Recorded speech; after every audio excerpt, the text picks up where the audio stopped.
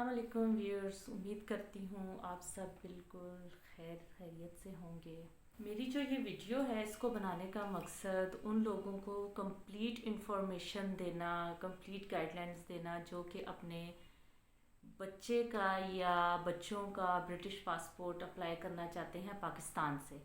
इस वीडियो में आपको कंप्लीट इंफॉर्मेशन मिलेगी कि आपने फॉर्म कहाँ से डाउनलोड करना है, उसको कैसे फिल करना है, कहाँ से अपॉइंटमेंट लेनी है, कहाँ पे जाके आपने अपने एप्लीकेशन फॉर्म को जमा कराना है और इसके साथ आपको कौन कौन से सपोर्टिंग डॉक्यूमेंट्स लगाने हैं। हम वीडियो को स्टार्ट करते हैं। सबसे पहले मैं आप लोगों को बताऊंगी कि आपने जो अपने बच्चे का पासपोर्ट अप्लाई करना है, ब्रिटिश पासपोर्ट, उसके लिए आपने फॉर्म कहाँ से डाउनलोड करना है और उसका प्रिंट आउट लेना है। उस फॉर्म को आपने फिल करना है। फॉर्म आपने कहाँ से डाउनलोड करना है उसका लिंक मैं डिस्क्रिप्शन में डाल रही हूँ। इस टाइप का फॉर्म होगा, ठीक है, जिसमें 10 सेक्शंस होंगे जिनको आपने फिल करना होगा।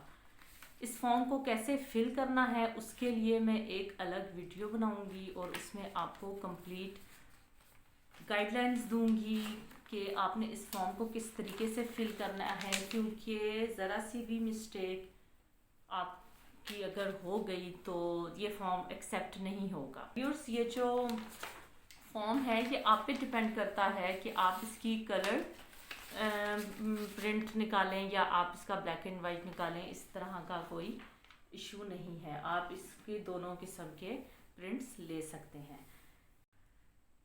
अच्छा, अगर आपने पाकिस्तान से अपने बच्चे का पासपोर्ट अप्लाई करना है तो कौन लोग जो हैं वो अप्लाई कर सकते हैं। इसकी रिक्वायरमेंट ये है कि जो बच्चा है उसके पेरेंट्स में से या तो मदर के पास या फादर के पास नेशनैलिटी होनी चाहिए।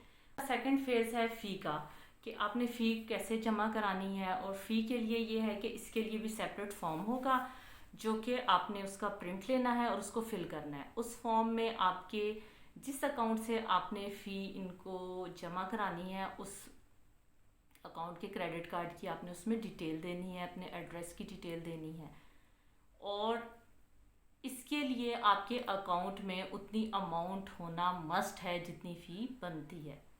अगर उससे कम अमाउंट होगी तो भी आपके लिए प्रॉब्लम बन सकती है। ये ज़रूरी नहीं है कि आप अपने ही बैंक डिटेल्स दें, आप अपने ही क्रेडिट कार्ड की डिटेल्स दें। आपके पास अगर ऑनलाइन ट्रांजैक्शन की फैसिलिटी अवेलेबल नहीं है तो आप किसी की भी डिटेल दे सकते हैं क्रेडिट कार्ड की जिसके अकाउंट से फ़ी डिडक्ट होगी। फ़ी का आपका प्रोसेस हो गया, फ़ी का फॉर्म फिल हो गया। उसके बाद अब जो मोस्ट इम्पॉर्टेंट फेज़ है वो है सपोर्टिंग डॉक्यूमेंट्स। इसके लिए आपको कौन कौन से डॉक्यूमेंट्स रिक्वायर्ड होंगे एप्लीकेशन फॉर्म के साथ जो कि आप जमा कराएंगे। सबसे पहले बात कर लेते हैं, जो इस बच्चे का आप पासपोर्ट अप्लाई करने लगे हैं उस बच्चे की क्या क्या डिटेल्स रिक्वायर्ड होंगी, कौन कौन से डॉक्यूमेंट्स रिक्वायर्ड होंगे। बच्चे का बर्थ सर्टिफिकेट चाहिए होगा, हॉस्पिटल का भी बर्थ सर्टिफिकेट, और जो यूनियन काउंसिल इशू करेगी वो सर्टिफिकेट भी, ये दोनों सर्टिफिकेट इस एप्लीकेशन के साथ लगेंगे। जो तीसरा डॉक्यूमेंट होगा वो है एफआरसी, जो कि आपको पाकिस्तान में नादरा से इशू होता है। फॉर्म बी, ये भी आपको नादरा इशू करेगा। और बच्चे की पिक्चर्स। अच्छा, जो बच्चे की पिक्चर्स हैं पासपोर्ट साइज़ पिक्चर होंगी, लेकिन पिक्चर लेने का भी एक क्राइटेरिया है और उनके होम ऑफिस के कुछ पैरामीटर्स हैं कि पिक्चर इस तरह की होनी चाहिए फॉर्म के लिए जो कि एक्सेप्ट होगी।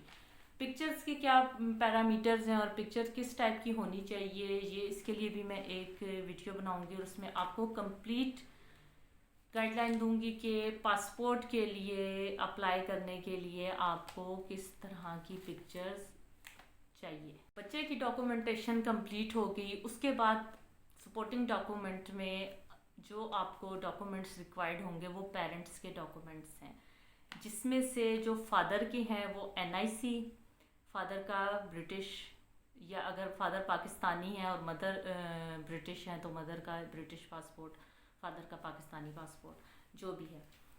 मदर्स के जो डॉक्यूमेंट्स रिक्वायर्ड हैं उसमें भी सेम आईडी कार्ड, मदर का पासपोर्ट और बर्थ सर्टिफिकेट मदर का, और इसके अलावा जो दोनों पेरेंट्स की जो रिक्वायर्ड होंगे वो है निकाहनामा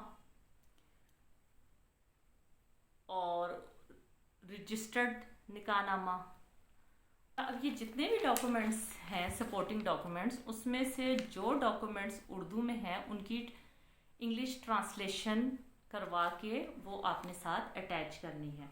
अब जो ट्रांसलेशन है ये नहीं करना कि आपने उसकी खुद ट्रांसलेशन कर ली और साथ लगा दिया। ये प्रॉपर ऑर्गेनाइजेशंस होती हैं जो कि आपको ट्रांसलेट करके देती हैं और उसको फिर वेरीफाई भी करके देती हैं, उसको अटेस्ट करके देती हैं। किसी भी ऑर्गेनाइजेशन से आपने अपने वो तमाम डॉक्यूमेंट्स जो उर्दू में हैं उनको आपने ट्रांसलेट कराना है और अपने इन डॉक्यूमेंट्स के साथ अटैच करना है। अब मैं आपको एक और चीज़ क्लियर कर दूं कि ये पेरेंट्स के हो गए सपोर्टिंग डॉक्यूमेंट्स और किड के हो गए। इसके अलावा जो आपको चाहिए वो आपको फैमिली पिक्चर्स चाहिए।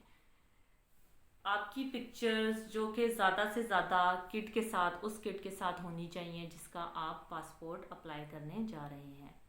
अगर आपका पार्टनर, अगर मदर ब्रिटिश हैं तो मदर के साथ ज़्यादा से ज़्यादा बच्चे की पिक्चर्स होनी चाहिए, और अगर फादर हैं तो फादर के साथ ज़्यादा से ज़्यादा बच्चे की पिक्चर ये आपने साथ शेयर करनी है। आप मिनिमम 25 to 30 पिक्चर्स इसके साथ आप देंगे। जितने ज़्यादा आप डॉक्यूमेंट्स, जितने ज़्यादा आप प्रूफ्स प्रोवाइड करेंगे, आपका केस उतना ही ज़्यादा इजी होगा और उतना ही आपको कम टाइम लगेगा। इसके अलावा पिक्चर्स के अलावा सपोर्टिंग डॉक्यूमेंट्स, पिक्चर, और आपको जो रिक्वायर्ड है वो है आपकी एंटीनेंटल फाइल, यानी आपकी कंप्लीट प्रेगनेंसी की फ़ाइल, आपके डॉक्टर विज़िट, और इसके अलावा आपकी जो पूरी कंप्लीट फ़ाइल होगी वो आपने साथ अटैच करनी है, इस फॉर्म के साथ आपने देनी है। ये तो सारे हो गए सपोर्टिंग डॉक्यूमेंट्स। अब आपने इन डॉक्यूमेंट्स को क्या करना है, कैसे करना है, ये मैं आपको क्लियर कर दूं। आपने इन डॉक्यूमेंट्स की कॉपीज़ करनी है। जो कलर्ड डॉक्यूमेंट्स हैं उनकी आपने कलर्ड कॉपी करनी है। कलर्ड कॉपी करने के बाद आपने इन ऑल डॉक्यूमेंट्स को अटेस्ट करवाना है। अटेस्ट करवाने के बाद आपने इनकी एक फ़ाइल बना के और फॉर्म को सबसे ऊपर फाइल के साथ अटैच करके साथ बच्चे की पिक्चर लगा के इसको आपने रेडी कर लेना है। अब आपने इन डॉक्यूमेंट्स को कहाँ पर जाकर जमा कराना है, इसका तरीक़ाकार मैं आपको समझाती हूँ।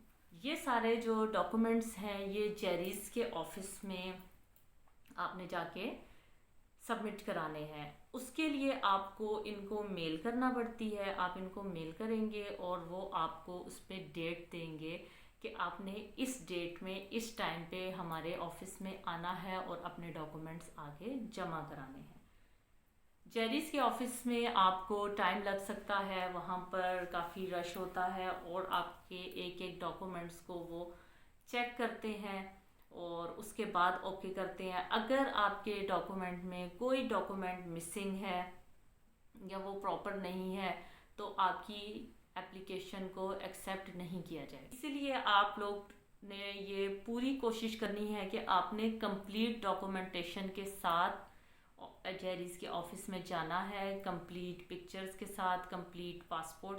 अच्छा, एक चीज़ और मैं यहाँ पर आपको क्लियर कर दूँ कि मैंने जब अपने बेटे का पासपोर्ट अप्लाई किया था तो मुझे ये कहीं पे भी इनकी किसी वेबसाइट पे कहीं पे ये मेंशन नहीं था कि आपने पेरेंट्स की फुल पासपोर्ट की पिक्चर्स लगानी है। मैंने तो जस्ट फ्रंट पेज की प्रोवाइड कर दी थी, जिसकी वजह से मेरी एप्लीकेशन एक्सेप्ट नहीं हुई थी और मुझे दोबारा अपॉइंटमेंट लेनी पड़ी थी और दोबारा जाके फिर मुझे अपने डॉक्यूमेंट सबमिट कराने पड़े थे। तो यहाँ पे मैं ये चीज़ आपको क्लियर कर दूँ कि आपने both parent, father and mother, इनके पासपोर्ट के फुल पेजेस की कॉपीज़ प्रोवाइड करनी है। जेरिस के ऑफिस में अगर आपकी डॉक्यूमेंटेशन कंप्लीट है, सपोर्टिंग डॉक्यूमेंट सब कंप्लीट है, फॉर्म बिल्कुल प्रॉपरली फील्ड है, तो आपको कोई इशू नहीं आएगा और आपकी एप्लीकेशन एक्सेप्ट हो जाएगी।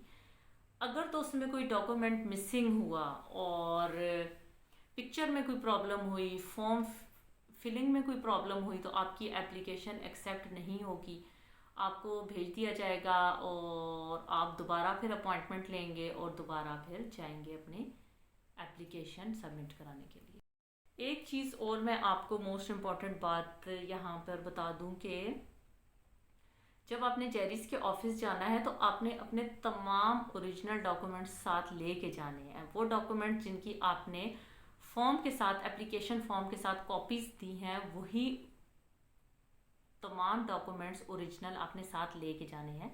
वहाँ पर आपके ओरिजिनल डॉक्यूमेंट्स को चेक किया जाएगा और चेक करने के बाद आपको ओरिजिनल डॉक्यूमेंट्स रिटर्न कर दिए जाएंगे और जो आपके सपोर्टिंग डॉक्यूमेंट्स की कॉपी है जो आपने एप्लीकेशन फॉर्म के साथ दी है, वो अपने पास वो रख लेंगे।